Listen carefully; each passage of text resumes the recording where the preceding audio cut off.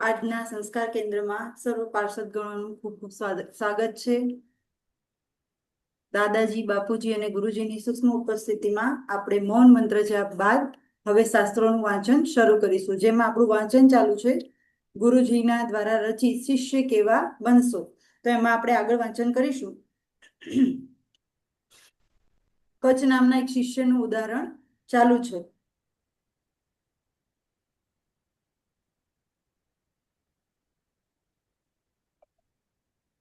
શુક્રાચાર્યજી, એમની પુત્રી અને શુક્રાચાર્યજીનો શિષ્ય જે દેવગુરુ બૃહસ્પતિનો પુત્ર હતો, એની વાત અહીંયા આપણે ઉદાહરણ રૂપે ચાલુ છે. તો આગળ વાંચીશું. કચ્છ, તું જાણે છે એટલી જ ટૂંકી વાત નથી. દૈત્યોએ તને મારી નાખ્યો હતો. તું ખરેખર મૃત્યુ પામ્યો હતો, પરંતુ મારા પિતાજીએ સંજીવની વિદ્યાના પ્રભાવથી તને પુનર્જીવિત કર્યો છે. એમ તો ગુરુજીએ મારા પર અસીમ કૃપા કરી. ખરેખર તો મેં પિતાજી સમક્ષ તને જીવતો કરવા આગ્રહ કર્યો, તેથી તેમણે તને જીવિત કર્યો છે. તો મારે તારો પણ ખૂબ આભાર માનવો જોઈએ. માત્ર આભાર માનને નહીં ચાલે, હું ઈચ્છું તેમ કરવું પડશે. બોલ, તું શું ઈચ્છે છે? તું મને પત્ની તરીકે અંગીકાર કર. એમ તો કેમ બને? હું તો તારા પિતાજી પાસે વિદ્યા શીખવા આવ્યો છું, અને વિદ્યા શીખનારે બ્રહ્મચર્યનું પાલન કરવું જોઈએ, એવો નિયમ છે. કચ્છનો આ ઉત્તર સાંભળી દેવયાનીએ માન્યું કે કચ્છ જ્યાં સુધી સંજીવની વિદ્યા શીખી ન લે ત્યાં સુધી પોતાની સાથે લગ્ન કરવા ઈચ્છતો નથી. પરંતુ વિદ્યા પ્રાપ્ત કરી લીધા પછી તે પોતાને પરણશે. વળી કેટલોક સમય વીત્યા બાદ દાનવોનો રાજા ફરીથી શુક્રાચાર્યજીના દર્શને આશ્રમમાં આવ્યો. તેણે કચ્છને જોયો એટલે એ કળી ગયો કે ગુરુજીએ કચ્છને સંજીવની વિદ્યાથી જીવતો કર્યો છે. આ વખતે તેણે દૈત્યો સાથે એવી યોજના ઘડી કે માર્યા પછી કચ્છ ફરીથી જીવતો ન થાય. તે મુજબ એક દિવસ કચ્છ વનમાં ગાયો ચરાવતો હતો, ત્યારે દૈત્યોએ તેને મારી નાખ્યો અને તેના શરીરના ટુકડા ટુકડા કરી નાખી હિંસક પશુઓને તે ખવડાવી દીધા. સાંજે એકલી ગાયો આશ્રમે પાછે ફરી કચ્છને જોયો નહીં, એટલે દેવયાનીએ શુક્રાચાર્યજી સમક્ષ રજૂઆત કરી. શુક્રાચાર્યજીએ સમાધિ લગાવીને જોયું કે કચ્છને દૈત્યોએ મારી નાખીને પશુને ખવડાવી દીધો છે. આ વાત જાણી દેવયાનીને કચ્છને ફરીથી જીવતો કરવા પિતાને પ્રાર્થના કરી. શુક્રાચાર્યજીએ કહ્યું, બેટી, આ વખતે તો કચ્છનું શરીર પણ રાક્ષસોએ રહેવા નથી દીધું. તેના ટુકડા કરીને વાઘ વરુઓને ખવડાવી દીધા છે. હવે એને જીવતો શી રીતે કરું? પિતાજી, આપ તો એવી વિદ્યા જાણો છો કે ગમે તેવી હાલત થઈ હોય તો પણ મૃત વ્યક્તિને સજીવન કરી શકો છો. એટલે કચ્છને આપ ફરીથી જીવતો કરવો જોઈએ. બેટી, તું કચ્છને જીવતો કરાવવાનો દુરાગ્રહ છોડી દે, કારણ કે એને હું સજીવન કરીશ તો પણ રાક્ષસો એને ફરીથી મારી નાખશે. રાક્ષસો એને શત્રુ માને છે. રાક્ષસો ભલે એને શત્રુ માનતા હોય, પરંતુ આપનો તો એ શિષ્ય છે. તે નિર્દોષ હોવા છતાં રાક્ષસો એની હત્યા કરે છે. તો એને સજીવન કરવો એ આપની ફરજ છે, કારણ કે એ આપના શરણે આવેલો છે. શુક્રાચાર્યજીને લાગ્યું કે દેવયાની હઠ નહીં છોડે, એટલે તેમણે ફરી એકવાર સંજીવની વિદ્યાનો પ્રયોગ કરી કચ્છને બોલાવ્યો. એ સાથે જે પ્રાણીઓએ કચ્છના શરીરના ટુકડા ખાધા હતા તે બધાના પેટ ફૂટી ગયા અને તેમાંથી નીકળેલા ટુકડાઓ બરાબર પાછા જોડાઈ ગયા. કચ્છનું શરીર પૂર્વવત બની ગયું. તે જંગલમાંથી દોડતો શુક્રાચાર્યજી પાસે આવી પહોંચ્યો. કચ્છને ફરી જીવંત બનેલો જોઈ દેવયાનીને સંતોષ થયો. હવે દેવયાનીએ કચ્છને સમજાવ્યો કે તે વનમાં ગાયો ચારવા જવાને બદલે કોઈ બીજી સેવા ગુરુજી પાસે માંગે, પરંતુ કચ્છે કહ્યું કે પોતે જાનના જોખમે પણ ગુરુજીએ સોંપેલી સેવા નહીં છોડે. જો ગુરુ પાસેથી વિદ્યા શીખવી હોય તો શિષ્યએ જાન આપવાની પણ તૈયારી રાખવી જોઈએ. સંજીવની વિદ્યા શીખવા માટે કચ્છ કૃત નિશ્ચયી હતો. એણે જાતની પરવા ન કરી હતી. થોડો સમય બાદ ફરીથી દૈત્યોએ કચ્છની મારી નાખ્યો અને શરીરના ટુકડા કરીને સમુદ્રમાં ફેંકી દીધા. અસંખ્ય માછલાઓએ તેના પણ ઝીણા ઝીણા ટુકડાઓ કરીને ભક્ષણ કર્યું. આ વખતે પણ દેવયાનીના આગ્રહથી શુક્રાચાર્યજીએ કચ્છને જીવતો કર્યો. જ્યારે કચ્છને ખબર પડી કે શુક્રાચાર્યજીએ તેને ત્રીજી વાર જીવનદાન આપ્યું છે, ત્યારે તે દેવયાનીને કહેવા લાગ્યો, અહો, ગુરુજીના મારા પર કેટલી અસીમ કૃપા છે. આ સાંભળી દેવયાની બોલી, એકલા ગુરુજીની કૃપાથી તું જીવતો નથી થયો. જો દરેક વખતે તને જીવતો કરાવવાની મેં હઠ ન પકડી હોત તો તારું અસ્તિત્વ ક્યારનું ભૂસાઈ ગયું હોત. માટે તારે મારા ઉપકારની પણ નોંધ લઈને હવે મારી સાથે લગ્ન કરવું જોઈએ. કચ્છે ઉત્તર આપ્યો, દેવયાની, હું તારો પ્રસ્તાવ માન્ય કરી શકું તેમ નથી, કારણ કે ગુરુકુળમાં રહી વિદ્યાભ્યાસ ચાલુ હોય ત્યારે ગૃહસ્થાશ્રમનો વિચાર પણ કરવો ન જોઈએ, એવો નીતિ નિયમ છે. આ રીતે 1000 વર્ષ પર્યંત કચ્છે શુક્રાચાર્યજીના આશ્રમમાં રહી શુદ્ધ મનોભાવથી ગુરુની સેવા શુશ્રૂષા કરી. દરમિયાન તેને દૈત્યો અનેક વાર મારી નાખ્યો અને દરેક વખતે દેવયાનીની હઠને વશ થઈ શુક્રાચાર્યજીએ તેને સજીવન કર્યો. આથી દૈત્યોને થયું કે જો કચ્છનો કાયમ માટે અંત નહીં આવે તો ગુરુજી પોતાની પુત્રીના પ્રેમને વશ થઈને કચ્છને સંજીવની વિદ્યા શીખ્યા વિના નહીં રહે. આથી તેમણે એક નવી યુક્તિ વિચારી. એક વખત દેવયાનીએ કચ્છને ગુરુજી માટે પુષ્પો લઈ આવવા મોકલ્યો. તે સમયે લાગ જોઈને દૈત્યોએ તેને મારી નાખ્યો. પછી તેના શરીરને બાળી તેની ભસ્મ મદિરામાં ભેળવી દીધી. આ મદિરા તેમણે શુક્રાચાર્યજીને જ પીવડાવી દીધી. હવે રાક્ષસોએ માન્યું કે કચ્છ ફરીથી ક્યારેય જીવતો થઈ શકશે નહીં,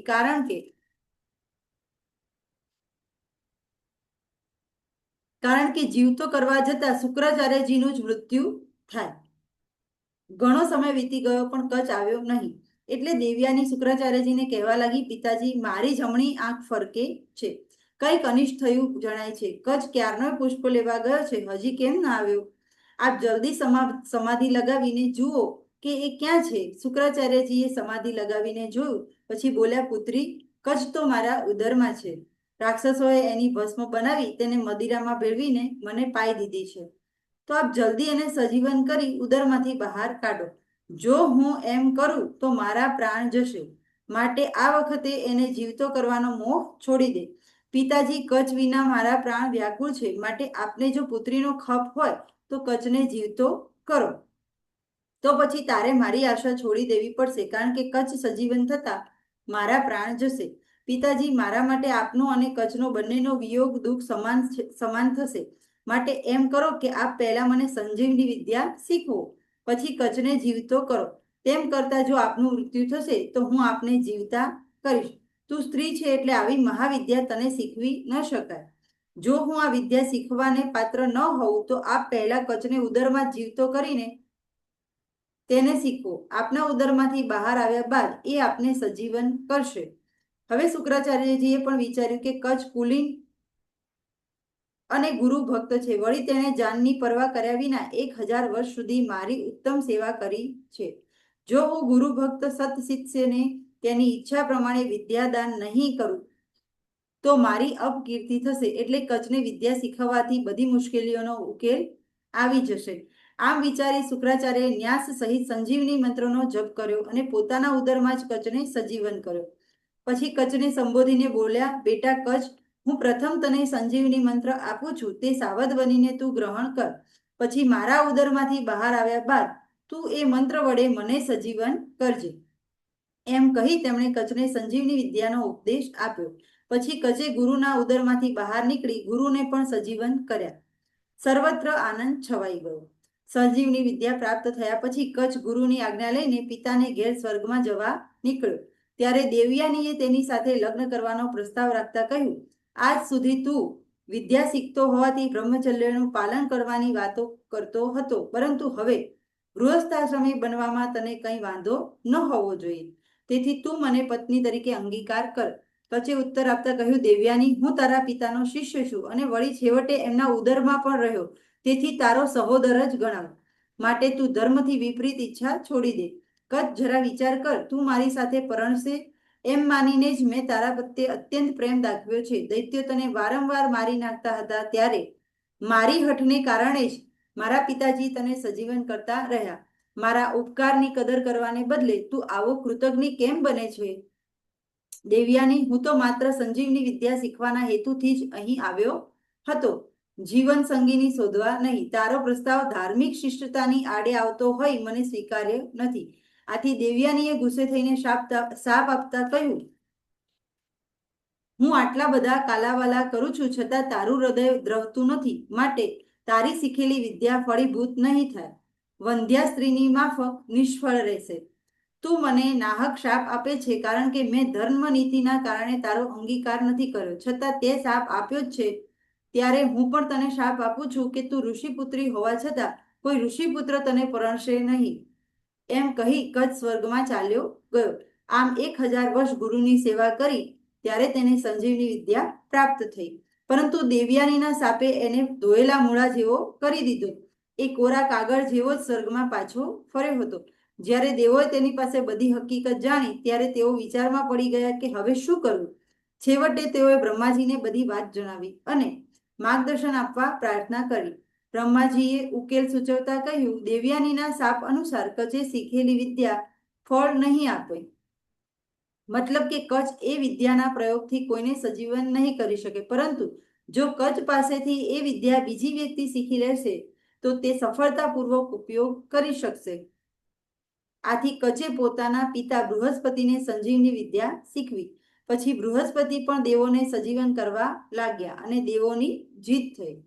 આ ઉદાહરણ પરથી ફલિત થાય છે કે ગુરુ પાસેથી ગુઢ વિદ્યા પ્રાપ્ત કરવા ઈચ્છનાર શિષ્યે તિતિક્ષાનો ગુણ કેળવવો જરૂરી છે. જે શિષ્ય કઠિન કષ્ટો સહન કરી શકે છે તે જ ગુઢ વિદ્યા મેળવવા માટે અધિકારી બની શકે છે. આગળનો છે ટોપિક ફરિયાદ ન કરો. ભજનમાં આગળ કહ્યું છે કે કહન કરો ના પેશ. અહીં કહનનો અર્થ થાય છે ફરિયાદ અને પેશ કરવી એટલે રજૂ કરવી. ગુરુ પાસે આપણે તકલીફ કે ફરિયાદ રજૂ કરવી ન જોઈએ. સાધનામાં તકલીફ તો થવાની જ, પરંતુ તેને સહન કરીને આપણે સાધનામાં લાગ્યા રહેવું જોઈએ. એક ગુરુએ પોતાના શિષ્યને નિયમિત આસનનો અભ્યાસ કરવાનું માર્ગદર્શન આપ્યું. કેટલાક દિવસ પછી એક શિષ્યએ રજૂઆત કરી કે ગુરુજી, આપે મને આસન કરવાનું કહ્યું છે, પણ મને જરા પગમાં સાંધાની તકલીફ છે, એટલે આસન બરાબર થતા નથી.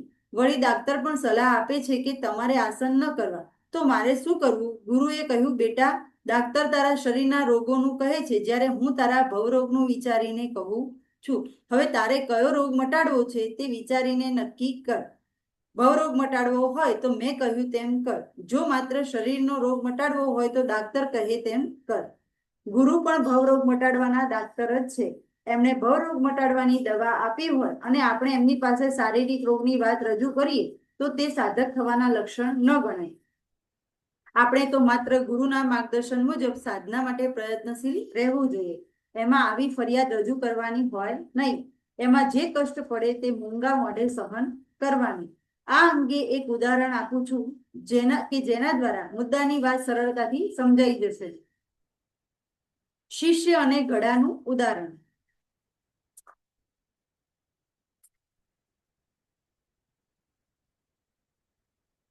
એક ગુરુ હતા, તેમની પાસે એક શિષ્ય દીક્ષા લેવા ગયો. ગુરુ કહે, હું તને દીક્ષા આપીશ, પણ પહેલા તો તું આશ્રમમાં રહીને થોડો વખત સેવા કર. પછી ગુરુએ શિષ્યને સેવા સોંપી કે રોજ સવારે વહેલા ઉઠીને તું આશ્રમમાં 2 ગાયો છે એને બહાર ચરાવી આવજે. એ મુજબ શિષ્ય બીજે દિવસે ગાયો ચરીને આવ્યો. ત્યારે ગુરુએ કહ્યું, હવે તું જરા આપણી રસોઈ બનાવી નાખ. તેણે રસોઈ બનાવી. પછી શિષ્ય ખાઈ પીને વાસણો સાફ કરીને જરાક નવરો થયો એટલે ગુરુ કહે કે હવે તું નદીએ જઈને જરા પાણી ભરી લાવ. એટલે બિચારો પાણી ભરવા ગયો. પીવાના અને વપરાશના પાણીના થોડા ઘણા પાણી ભરી લાવ્યો. ત્યાં નમતો પહોર શરૂ થયો. એટલે ગુરુએ આજ્ઞા કરી, હવે તું ગાયોને છોડીને નદીએ જરા પાણી પાઈ આવ. એટલે શિષ્ય ગાયોને લઈને પાછો આવ્યો. ત્યાં સાંજ પડી. એટલે વળી ગુરુ કહે કે હવે સાંજનું ભોજન બનાવ. એમ આખો દિવસ એને કંઈ ને કંઈ સેવા કરવાની રહી. આ રીતે 4-6 મહિના વીત્યા, પણ ગુરુ દીક્ષા વિશે કાંઈ બોલ્યા નહીં. 12 મહિના થયા, પણ ગુરુએ દીક્ષા ન આપી કે બીજું કંઈ શીખ્યું નહીં. છેવટે અધીર બનીને શિષ્યે કહ્યું, ગુરુજી, હવે મને આશ્રમમાં આવ્યાને 1 વર્ષ થઈ ગયું છે. વળી મેં આપે કહી તેવી સેવા કરી છે, તો હવે આપ કૃપા કરીને મને દીક્ષા આપો. એટલે ગુરુએ કહ્યું, બેટા, હું તને દીક્ષા આપવાનો જ છું, તું ચિંતા ન કર. હજી થોડો સમય તું સેવા કર. શું તને સેવામાં કઈ મુશ્કેલી છે? શિષ્યએ કહ્યું, ગુરુજી, આ ગાયો ચારવાનું જરા તકલીફ વાળું કામ છે. મારાથી એ કષ્ટવાળું કામ બરાબર થઈ શકતું નથી. એટલે ગુરુ કહે, સારું, એ છોડી દે, બીજી સેવા કર. એમ કહી ગુરુએ એને એકને બદલે બીજી સેવા સોંપી.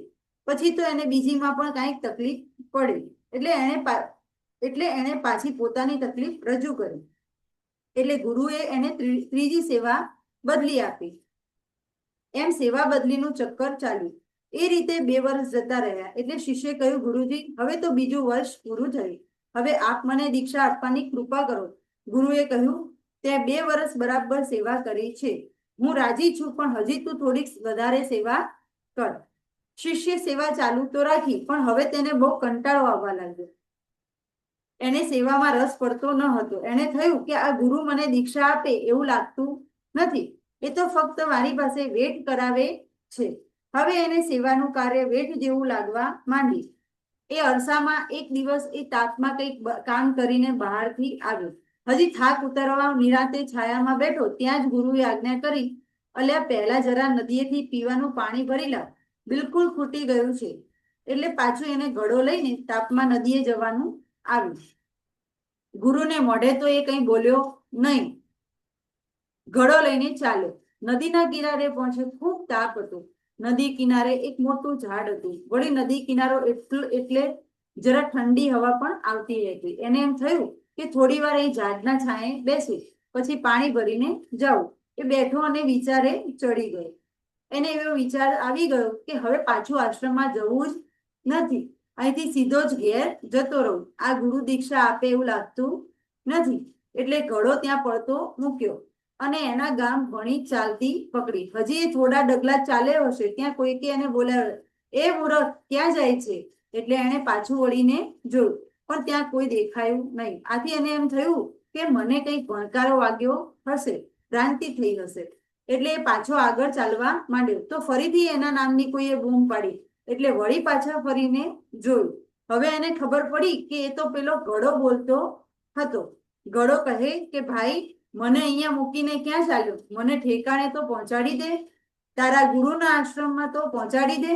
તો શિષ્ય કહ્યું, હવે હું ગુરુની વેટ કરીને કંટાળી ગયો છું, એટલે પાછો આશ્રમે નહીં જાઉં. તારે જે થવું હોય તે થાય. તારું જે થવું હોય તે થાય. ગુરુ આવીને તને લઈ જશે, નહીં તો કોઈક બીજું તને લઈ જશે. પણ મને તો હવે કંટાળો આવ્યો છે, એટલે મારે તો ઘેર પાછા જવું છે. ઘડો બોલ્યો, અલ્યા તું મૂરખ માણસ જણાય છે, કારણ કે મારા કરતા પણ તારામાં ઓછી બુદ્ધિ છે. શિષ્ય પૂછ્યું, એ કેવી રીતે? તું તો માટીનો ઘડો છે, તારામાં બુદ્ધિ શું હોય? હું તો માણસ છું, એટલે મારામાં જ બુદ્ધિ વધારે હોય ને. એટલે ઘડો કહે, તું મારા પર બેસીને આવ્યો કે હું તારા પર બેસીને આવ્યો? બોલ.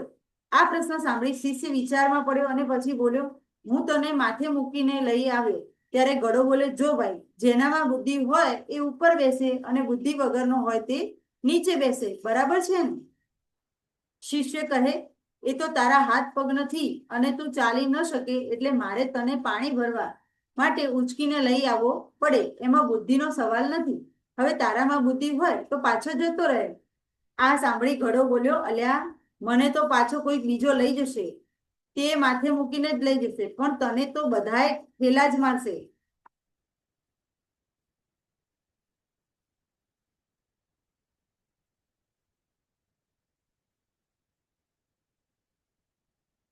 તને તો બધાએ ઠેલા જ મારશે. તારા ગુરુ છે કે જેની પાસે તું સાષ્ટાંગ દંડવત પ્રણામ કરે છે, એના માથે પણ હું તો ચડી ગયેલો છું. તો તું તે વળી કઈ વાડીનો મૂળો? તું આશ્રમમાં નહોતો ત્યારે તારા ગુરુ મને માથે બેસાડીને અહીં પાણી ભરવા આવતા હતા. મેં તારી માફક કોઈક દિવસ એમના પગ પકડ્યા નથી. એટલે મારી વાત તું સમજ. તારામાં બુદ્ધિ ઓછી છે. તું એમ માને છે કે તું ચૈતન્ય છે, જીવતો જાગતો હાલતો ચાલતો માણસ છે, અને હું માટી છું, જડ છું. પણ એ માન્યતા ખોટી છે. તારા કરતા મારામાં બુદ્ધિ વધારે છે. તું માને છે કે હું તુચ્છ માટીનો છું, પણ એમ નથી. માટી તો આ તારા પગ નીચે રહી, તેના પર તું ચાલ્યો જાય છે. એમ પૂર્વે મારા ઉપર થઈને પણ કેટલાયના પગ ફરી ગયેલા, પણ એ તો જ્યારે હું ફક્ત માટી હતો ત્યારે. પછી તો મેં કષ્ટો સહન કરવા માંડ્યા. એક દિવસ એક કુંભાર આવ્યો અને કોદાળી લઈને મારા ઉપર ઘા ઝીંકવા મંડી પડ્યો. મને તો રાડ પણ પડાવી દીધી. છતાંય મેં મૂંગા મોઢે એ કષ્ટ સહન કર્યું. પછી એ મને ઉઠાવીને એને ઘેર લઈ ગયો. પછી મારા ઉપર પાણી રેડીને મારી ઉપર ચડ્યો અને પગથી ખૂંદવા માંડ્યો. તેણે મને ખૂબ ખૂંદ્યો, તોય હું બોલ્યો નહીં, મૌન રહી કષ્ટ સહન કર્યું. પછી મને બરાબર ગોળ પિંડો બનાવીને ચાકડે ચડાવ્યો અને એવો તો ચક્કર ચક્કર ફેરવ્યો કે તને તો જો એટલો ફેરવ્યો હોય તો તારી આંખે અંધારા આવી જાય. પણ મેં એ સહન કરી લીધું. પછી તો એણે ગુસ્સો મારી મારીને મારી અંદર જે હાથ ઘુસાડી દીધો કે મને સાવ પોલો કરી નાખ્યો, એવા ગુસ્સાએ મેં સહન કરી લીધા. પછી એણે મહેરબાની કરીને ચાકડો તો ઊભો રાખ્યો, પણ ચાકડેથી નીચે ઉતારીને મને તો સૂરજના તડકામાં, ખુલ્લા તડકામાં રાખ્યો. એ રીતે કેટલાય દિવસ સુધી મારે તાપ ખાવાનો થયો. ત્યારે મને એમ થયું કે હવે તો આ યાતનાઓનો છેડો આવે તો સારું. પરંતુ છેડો આવવાને બદલે જાણે સૂરજનો તાપ ઓછો પડ્યો હોય તેમ એણે તો મને નિભાડામાં મૂકી દીધો અને ચારેય બાજુથી અગ્નિ પ્રગટાવીને જીવતો સળગાવી દીધો. હું ધુમાડાથી ગુંગળાઈ ગયો અને તાપથી સેકાઈ ગયો, પરંતુ કંઈ ફરિયાદ ન કરી. ધીરજ રાખીને એ કષ્ટ પણ મેં સહન કરી લીધું. અંતે એણે મને નિભાડામાંથી બહાર કાઢીને એણે મને એક ઝાડના છાંયે મૂક્યો. ત્યારે મને થોડી શાંતિ થઈ. ત્યાં મારા જેવા બીજા પણ કેટલાય ગડાઓ હતા. ત્યાં વારાફરતી જે માણસો આવતા તેઓ કુંભારને કિંમત ચૂકવીને અમારામાંથી કોઈને પસંદગી કરીને લઈ જતા હતા. મને સમજાઈ ગયું કે એ રીતે મારે પણ પરતંત્ર બનીને કોઈક દિવસ વેચાઈ જવું પડશે. એવામાં એક દિવસ તારા ગુરુ ત્યાં આવ્યા. એમણે મારા પર જ હાથ મૂક્યો અને કુંભારને કહ્યું કે મારે આ ઘડો જોઈએ છે. એટલે કુંભારે કહ્યું કે લઈ જાઓ. તારા ગુરુએ મારા બદલામાં કુંભારને દામ આપ્યા અને મને સીધો જ આશ્રમે લઈ ગયા. ત્યારે મને એમ થયું કે મૂંગા રહી આ કષ્ટો સહન કર્યા, તેથી જ હું જડ હોવા છતાં મને ચેતનયુક્ત માનવીના માથા ઉપર બેસવાનું મળ્યું. એટલે તું પણ ફરિયાદ કર્યા વિના કષ્ટો સહન કર. જો તારે પણ ઉપર બેસવું હશે તો ઊંચી પદવી મેળવવી હશે તો મૂંગા મોઢે કષ્ટો સહન કરવા પડશે. આ બધું ભલે ગળો બોલ્યો, પણ ઉપદેશ તો ગુરુએ જ આપ્યો. ગુરુ તો સિદ્ધ હતા, એટલે પોતાના આશ્રમમાં બેઠા બેઠા જ આ ગળાને વાચા આપી હતી. એમણે શિષ્યને એ રીતે સમજ આપી કે પહેલા તો તું કષ્ટો સહન કર, બરાબર તપ કર. એથી લાયકાત અથવા અધિકાર પેદા થાય છે. અધિકાર આવે તો જ આપણે ઊંચે જઈ શકીએ.